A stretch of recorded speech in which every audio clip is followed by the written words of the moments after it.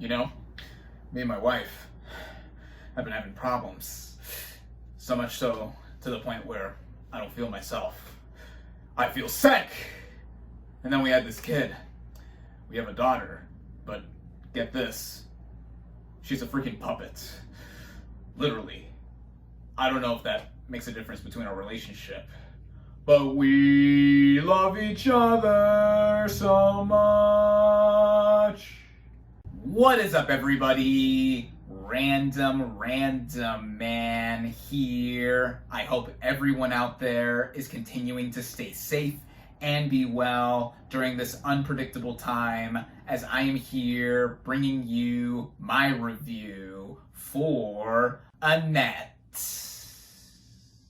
Now, the plot of this musical romantic drama basically follows a stand-up comedian played by Adam Driver and his opera singer wife, played by Marion Cotillard, and how their lives are changed after they have their first child.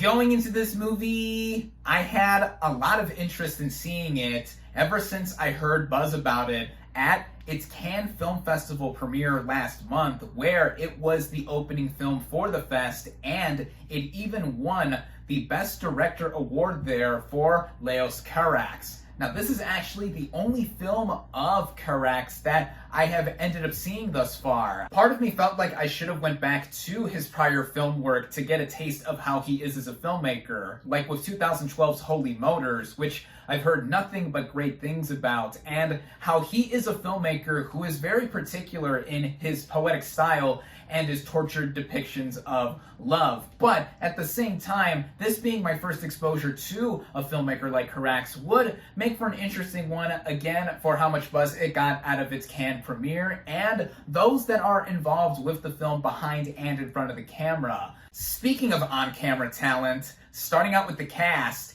and their performances, I'll begin by talking about Adam Driver as Henry, the male lead of this film, and again, is a stand-up comedian who is basically more than that. He's like a performance artist, though technically stand-up comedians are performance artists because they perform in front of an audience, but this guy is more so somebody who is like holistically involved with what he is performing on stage, and given his sense of humor, it's very melancholy and morose. That's the kind of personality he is here. And with Driver playing him, he gives such a committed turn here that I think it's one of his best film performances I've seen from him thus far. At his core, he is somebody who is very toxic as a person. He is someone who is very much internally struggling with himself, even when faced with the passionate love that he has for his wife, Anne, as played by Marion Cotillard, which, speaking of her, she, like Driver, is one of the best performers in film right now. And the way they both bounce off of each other and how they are in terms of chemistry, how kinetic they are, and also separating them as players here. Cotillard plays this opera singer who is leaping in terms of her career, and even with her fame rising, she still tries to have a relationship with her husband, and it eventually culminates in them having their first child together, the title Annette, and things get further thrown into a fray when we get more prominence from the character played by Simon Helberg. He plays a composer known only as the accompanist, who is the leader of the orchestra for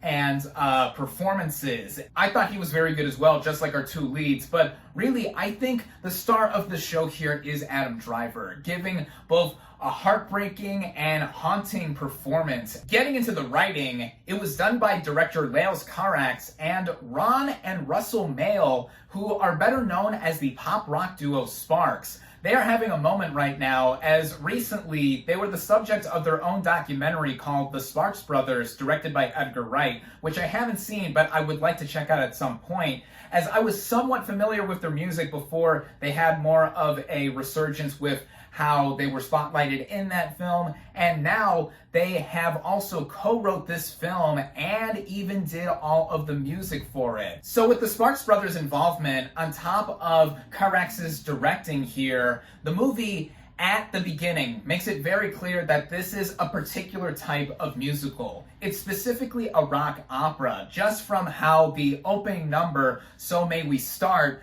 has the Sparks Brothers themselves cameoing at the beginning with all the other main core members of the cast, and it is done with this very elaborate long tracking shot as they are all singing together. Not everyone in the cast is a professional singer, but they all do well in performing and getting this movie started. I mean, we got a taste of Driver singing in past movies before, like him singing Being Alive in Marriage Story, and then Marion Cotillard, she does some of her own singing, though when her character is singing the soprano parts of her opera moments, that's not Cotillard. But either way, with me speaking about the music too, since it's part of the writing, given the Sparks Brothers having done the music and some of the screenplay, it is spontaneously superb, to put it in simple terms, as I was somewhat familiar with the duo's work prior to seeing this film, so it does feel like their kind of music just put in a grander scale and also literally being more operatic, given that this is a rock opera and how the cadence of the movie does go all around. And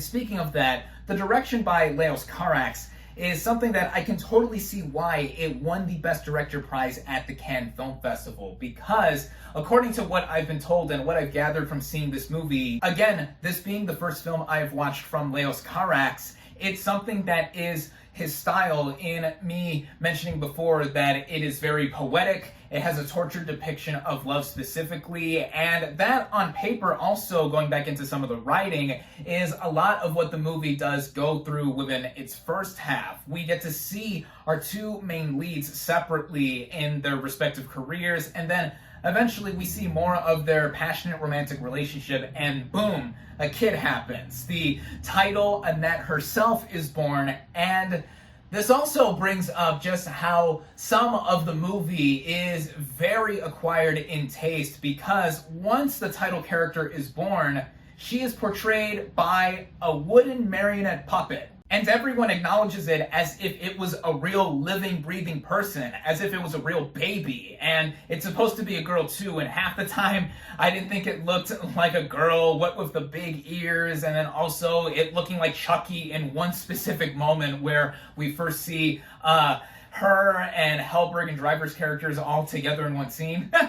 So there's that. But either way, that one element also speaks to how this movie is in terms of style too, because it really goes for it. It pulls little punches in terms of trying to express itself in its very weird kind of way. And I was taken with it from the get-go, if it already wasn't indicated from this movie being a musical. I bring this up too because even with all of its ambition and its very ethereal-like nature in the surrounding aura of the title character, it still has a lot of the trademarks of a musical that one would typically see. As I mentioned, the music in this film is so great, so memorable. The opening number, So May We Start, I loved. The song right after it, We Love Each Other So Much, becomes the recurring love theme all across the movie. And then going all the way until the final musical number, it really drives home a lot of the impact that the movie has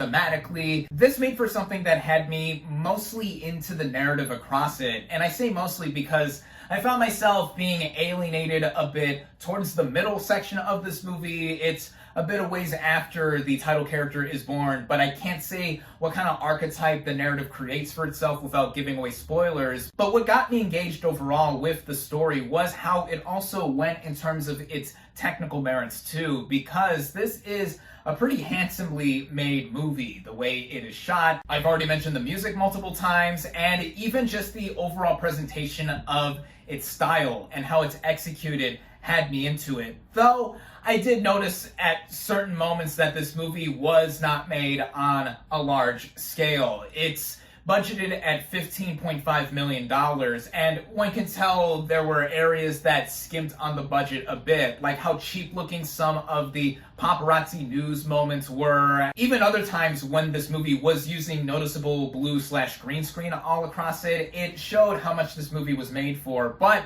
all of that does fit in line with this movie's style anyway, in how it didn't make me bothered that much by what the movie was going for, as all in all, this kind of experience, if one is going to go with watching this film, is something that is unlike other musicals in recent memory. Again, because it is specifically a rock opera and just the kind of story that it tells. It is spontaneous, as I've said before, tragic when you get to some of the core of it, and just uncanny with how it is very peculiar and odd at times across it. It's certainly not going to be everyone's cup of tea, though. I mean, musicals in themselves are kind of niche, at least more so now than decades ago when almost everybody saw those kinds of movies. Also, given the movie's length, it could feel like a slog for a lot of people to try and get through. It runs at 2 hours and 20 minutes, so it is on the lengthier side, and it backs up how just more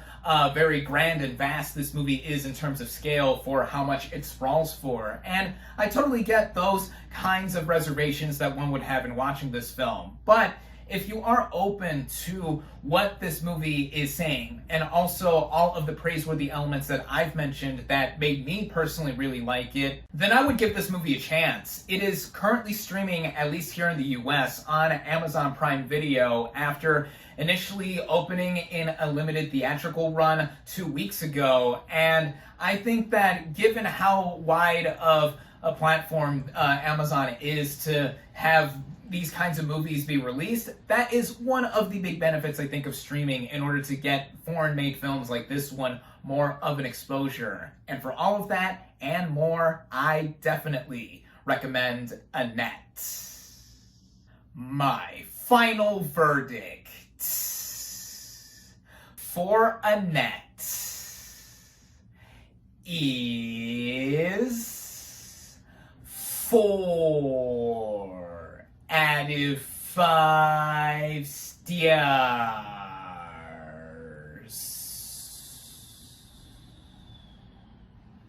Thank you all, as always, for watching. Be sure to like this video, comment on what you thought of Annette.